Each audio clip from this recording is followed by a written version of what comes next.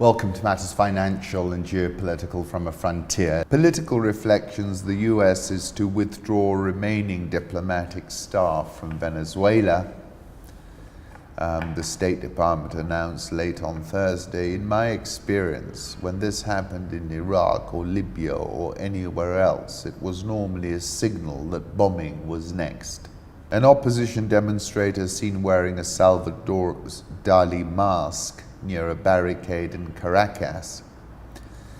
And basically, I use Hunter S. Thompson because he describes it best. The edge, there is no honest way to explain it, because the only people who really know where it is are the ones who have gone over. Maduro is, I'm afraid, going down just like Muammar went down, and as did Saddam. The Chavez revolution was always a rebellion in the superpower's backyard, and the machine was eventually going to bring it to heel, by hook or by crook. August 2018, it was Trump relishing his warfare strategies, attacking Maduro via remote-controlled drone. We've had the electric warfare, and now we've got the removal of the embassy. The Pentagon warns of grave consequences should Turkey buy a Russian missile system. They will not get the F-35s if they take the S-400, he added, later indicating the potential Patriot sale would also be blocked.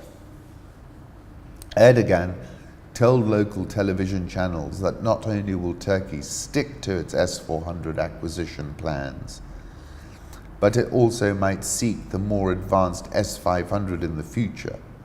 We signed a deal with Russia for the purchase of the S-400 and will start co-production. It's done. There can never be a turning back. This would not be ethical. It would be immoral.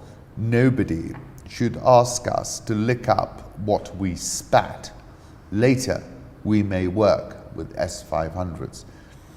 August last year, I wrote a piece called Cold Turkey. This was when Erdogan was under attack in response to the failure to release the American pastor, amongst other things. And I think he needs to be very careful, because what's clear to me is that the Americans have a lot of leverage over the economy. Turkey entered its first recession in a decade as GDP shrank in Q4.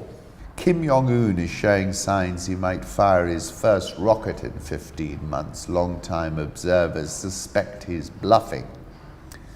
2 days after Kim's summit with President Trump broke down over sanctions relief and disarmament steps last month, satellite images showed that North Korea was rebuilding a long-range rocket site it recently dismantled.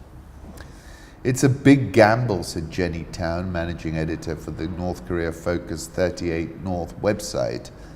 If North Korea does launch a satellite, it could derail all of North Korea's diplomatic goodwill built up over the past year.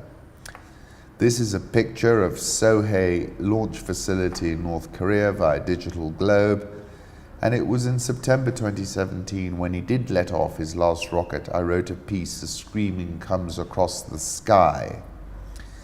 I was referencing Gravity's Rainbow, a 1973 novel by Thomas Pynchon. And in that, there is a mysterious device named the Schwarzgerät. It's going to be installed in a rocket with the serial number 00000.